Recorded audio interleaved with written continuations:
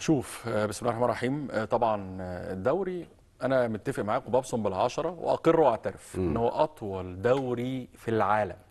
يعني الحقيقه حاجه مش عايز اقول ممله لدرجه ان انا في بعض المباريات تابعتها وفي بعض المباريات بتفرج على سامري 3 دقايق كفايه. يعني هو ده يكفي ان انت تشوف مباراه، مش محتاج ان انت تضيع وقتك في مباراه سواء الاهلي ولا الزمالك. وحتى لو يعني ما عدا مباراه طبعا الاهلي والزمالك، ما عدا الاهلي وبيراميدز، الزمالك وبيراميدز، هي دي المباريات اللي تشاف. الاسماعيلي الى حد ما دي المباراه اللي ممكن اللي انت تشوفها 90 دقيقه مثلا او شوط كامل. لكن كل المباريات من وجهه نظري الثانيه لا تستحق المشاهده بصراحه. يعني انا بتكلم كناقد رياضي، انا بقالي 30 سنه اهو في الشغلانه، والحقيقه ما بستمتعش باداء الفرق الاخرى ما عدا الاهلي والزمالك وبيراميدز والاسماعيلي.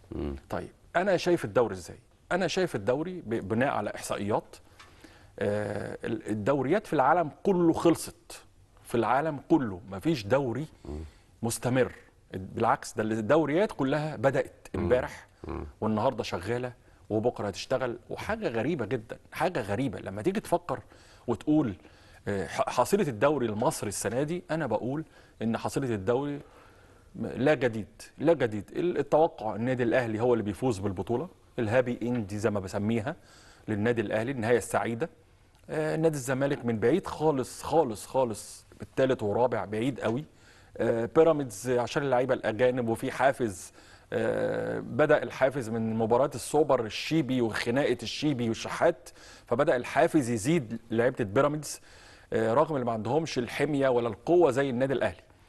النادي الأهلي فاز بالدوري، فاز بالدوري من غير كولر، هيفوز بالدوري طبعا.